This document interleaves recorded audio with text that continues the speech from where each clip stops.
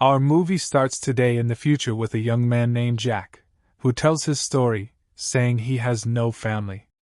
He was raised on the streets after his father abandoned him when he was a child, and his mother left him right after he was born and ran away. Her whereabouts are still unknown to this day. The harsh childhood Jack endured shaped his current personality, so much so that he now enjoys killing people. He even pays a police officer to hire him as a hitman. On one of his assignments, the cop gives him the name of someone who needs to be killed and also provides the address and a description of the target. Jack starts following this person, keeping an eye on him until he finds him sitting in a restaurant. Jack continues to watch him until the right moment comes when they're alone in an abandoned street. That's when Jack pulls out his gun, kills him, leaves the body lying on the ground, and walks away. Afterward, Jack returns home, and that night, he dreams of memories from his childhood, memories of which he's lost a significant portion. The next day, Jack heads into the city, and while he's on the train, he notices an Asian girl who catches his eye at first glance. He becomes fixated on her for the rest of the journey. When she gets off the train, he follows her and continues to watch her until he sees her enter a nightclub, so he goes in as well. When the girls singing at the club are presented to him, he sees the girl he's interested in among them, so he chooses her to sing for him. She stands up to sing for him, separated by a glass wall that allows Jack to see her, but she can't see him. After she finishes her song, Jack asks her name, and she tells him it's April.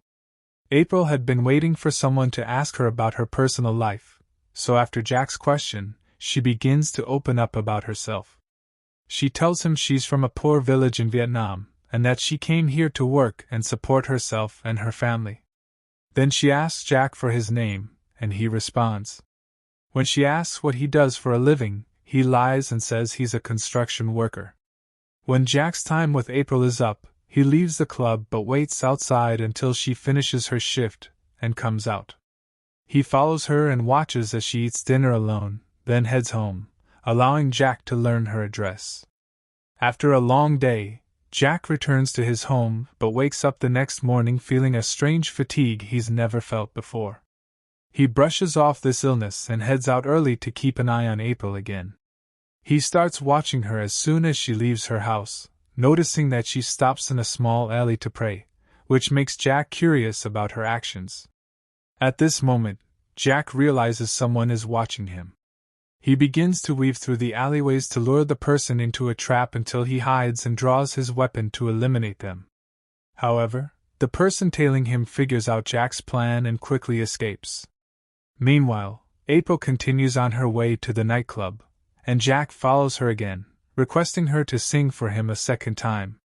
When April enters and hears Jack's voice, she immediately recognizes him and is surprised that he came back to see her. Jack asks if she would have dinner with him, and she agrees without hesitation, asking him to wait until she finishes work. She also asks how she'll recognize him, given that she's never seen him before. He tells her he'll be the only one looking directly into her eyes. After April finishes her shift, she comes down, excited to meet Jack, and indeed she recognizes him because he's the only one focusing on her. She stands by his side, and they walk together to have dinner. April takes Jack's hand and tells him she can read palms, saying that his love line is very short. Jack replies that he didn't even know he had a love line, as he's never experienced love in his life and never had anyone who cared about him. He also says that all the stories he hears about love have very sad endings.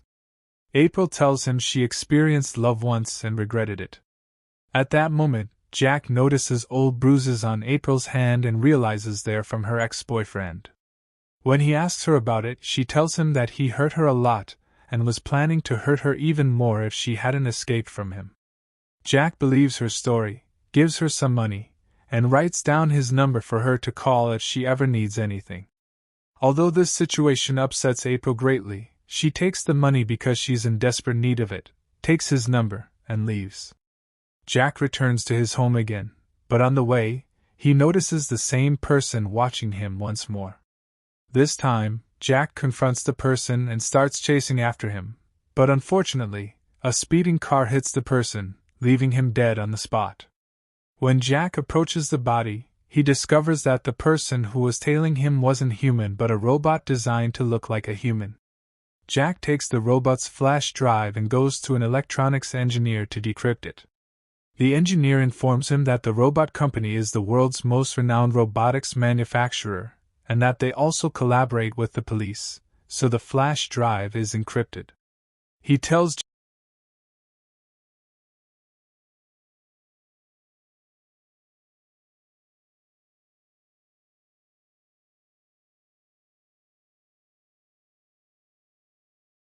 The next morning, Jack woke up feeling even more pain than before, to the point where he couldn't properly.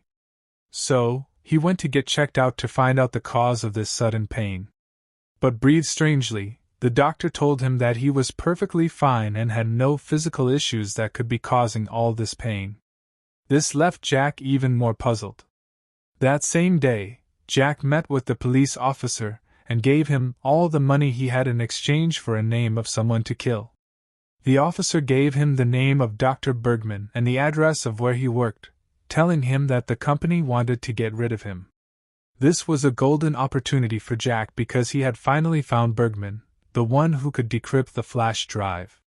So, Jack went to the address he was given and found out that Bergman worked at a supermarket. He kept an eye on him until he left work and headed home.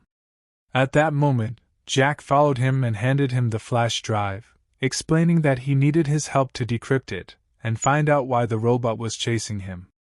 But Bergman told him that he was seeing him for the first time and didn't know anything about him to trust him or help him, so he refused Jack's request and went down to his apartment.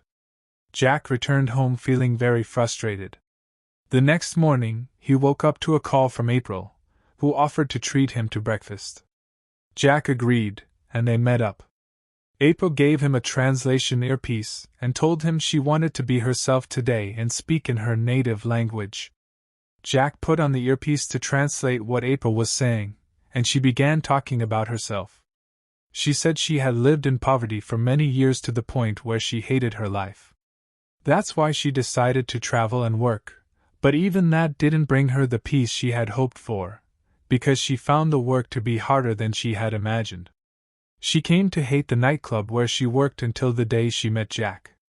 She confessed to him that on that day, she had a dream about him, where they were out having fun together, sitting on a mountain watching the sunset. Even though she didn't know what he looked like at the time, she was sure it was him in the dream. That day, she woke up from the dream feeling like she missed him, and that's why when she heard his voice again in the nightclub, she was so happy. Jack stayed silent the whole time, listening and feeling pleased. Finally, April asked if they could meet later that day after she finished work because she wanted to take him to her place. Jack agreed, and they set a time to meet after work. April promised to meet him and left.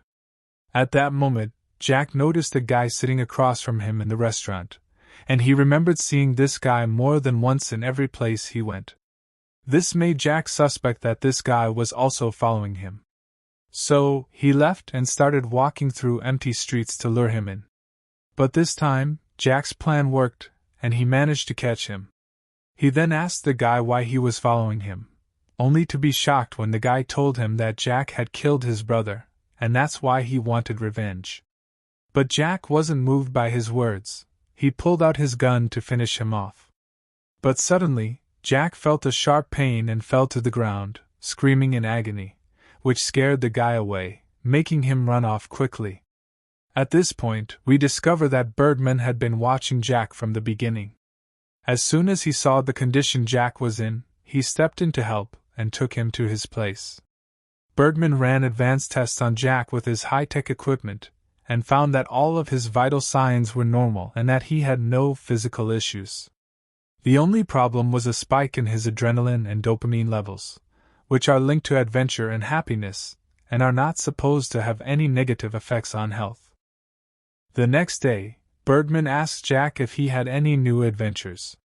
Jack replies that he actually met a girl a few days ago and started to develop feelings for her. Bergman advises him to stay away from her for a few days, at least until he figures out the cause of his problem.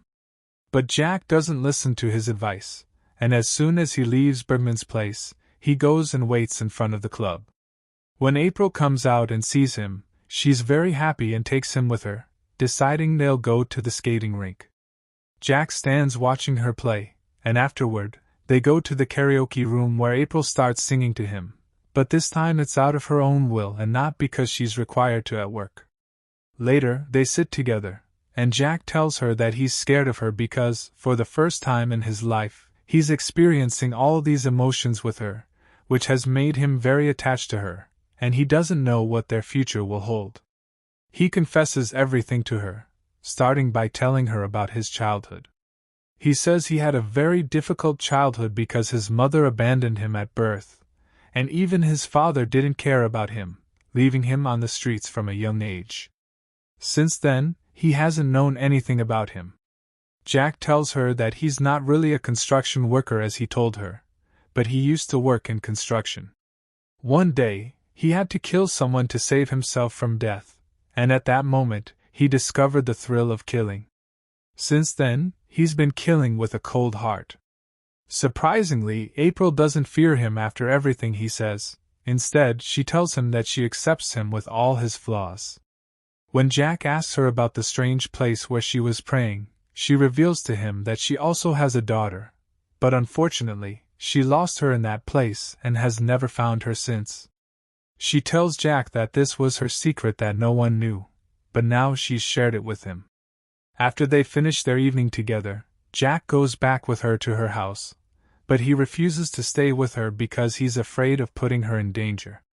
He apologizes for not being able to help her look for her daughter. April tells him that she never asked for his help, and she's not even looking for her daughter or wanting to find her because if she were with her, she would have lived a very difficult life that she wouldn't have been able to bear. She tells him that this is surely the best thing for her daughter, and allows Jack to leave. At the same time, Bergman is thinking about Jack and his problem and decides to look through all his old secret files that he kept from his days working for the company. After a long search, he discovers the cause of Jack's problem. At that moment, Bergman sees someone standing in front of his house, seemingly trying to break in. He quickly grabs his gun to defend himself, but the person leaves without causing any trouble. Then Bergman decides to get rid of the files he's kept forever, so he takes the device and burns it, disposing of all the information it contained. The next day, Jack goes looking for his father and heads to the last place he knew he was living. When he asks the landlord, she tells him his father died a year ago. Jack leaves her house with no emotions, not even feeling upset about his father's death. Then he goes to meet Bergman, who tells him that he's found out the cause of his problem. He tells Jack that after searching the old company records, he found information and pictures of him as a child in the company's system. He learns from the information that Jack was one of the children who underwent dangerous experiments, and his experiment involved removing all the hormones responsible for feelings and emotions. The experiment was successful, and Jack lived his entire life without feeling anything until he met April. That's when the problem began because he started to develop feelings for her, and his body automatically started producing hormones again, such as happiness and adrenaline, among others. This caused him a big problem, as his body wasn't used to these hormones and treated them as antibodies, which means it would continue fighting them until one day he would find himself dead. Jack learns that the only solution is to stay away from April because he can't experience any human emotions. Otherwise, he'll die. But Jack refuses to accept this and tells Bergman that he's too attached to her and can't stay away from her. So Bergman is forced to step in and help Jack.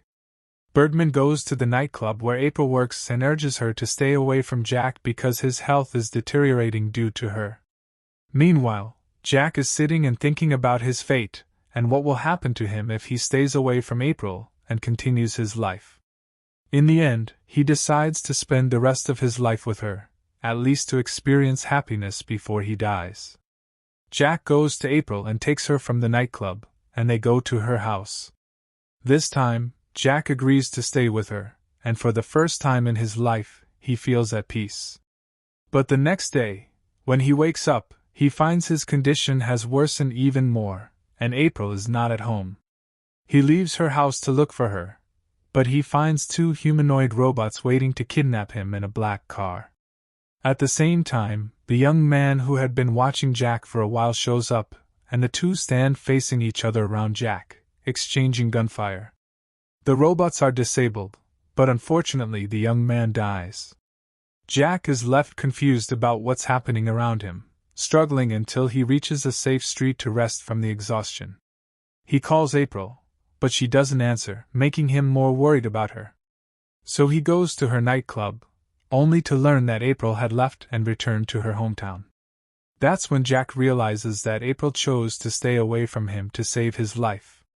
We then flash back a few hours earlier when April woke up and left before Jack did, taking his gun with her and throwing it away to allow him to start a new life without killing. She then goes to find her daughter, and when she does, she decides to sacrifice her own happiness so that her only love can live. And with that, the events of our movie today come to an end. I hope you enjoyed it with us. Don't forget to support us with a like and subscribe if you liked the video.